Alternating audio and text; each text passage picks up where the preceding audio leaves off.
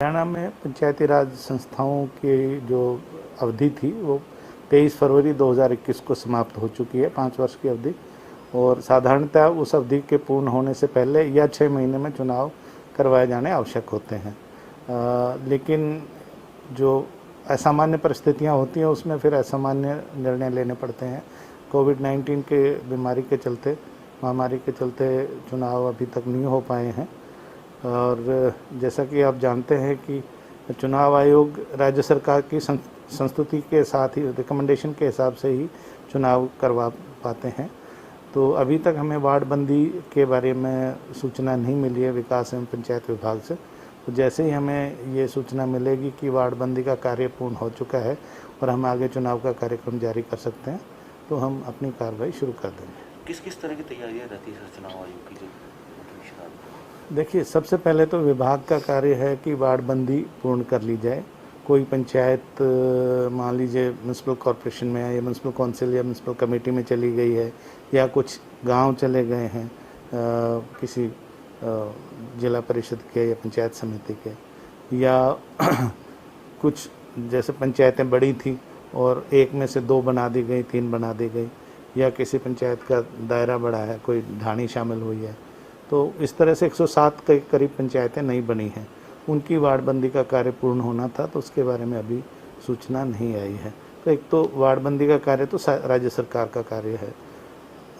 जो चुनाव आयोग का काम है हमारी तरफ से, एक तो विभिन्न प्रकार के प्रोफॉर्मा हैं, फॉर्म्स हैं, वो सब प्रिंट कराने होते हैं, बैलेट पेपर प्रिंट कराने होते हैं, और वोटर लिस्ट जो है रिवाइज करनी होती है, इलेक्टोरल रोल रिवाइज करना होता है जिला प्रशासन की मदद से। और फिर हमें चुनाव का कार्यक्रम जारी करना होता है, जिसमें कि नॉमिनेशन इनवाइट करने की तारीख और फिर नॉमिनेशन की प्रक्रिया तो जो जिला में जो प्रिजाइडिंग अफसर होते हैं वो करते हैं। हमारा कार्य ये भी होता है कि चुनाव जो है फ्री एंड फेयर तरीके से हों, तो अनफेयर मीन्स ना हो, जो मॉडल गाइडलाइंस हैं वो उसमें लगें।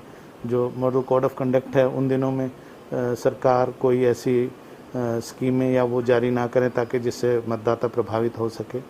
और फिर जब चुनाव हो जाते हैं तो उसकी प्रॉपर मतगणना होके और उसका रिजल्ट डिक्लेयर करना, ये यहाँ तक चुनाव आयोग की जिम्मेवारी रहती है। ईवीएम की बात करें, ईवीएम की क्या स्थिति है अभी समय? ईवीएम अनफॉर्चुनेटली हमें 75,000 ईवीएम्स अलॉट हुई थी, लेकिन तब हमारे यहाँ चुनाव नहीं हो रहे थे, तो भारतीय चुनाव आयोग ने बिहार राज्य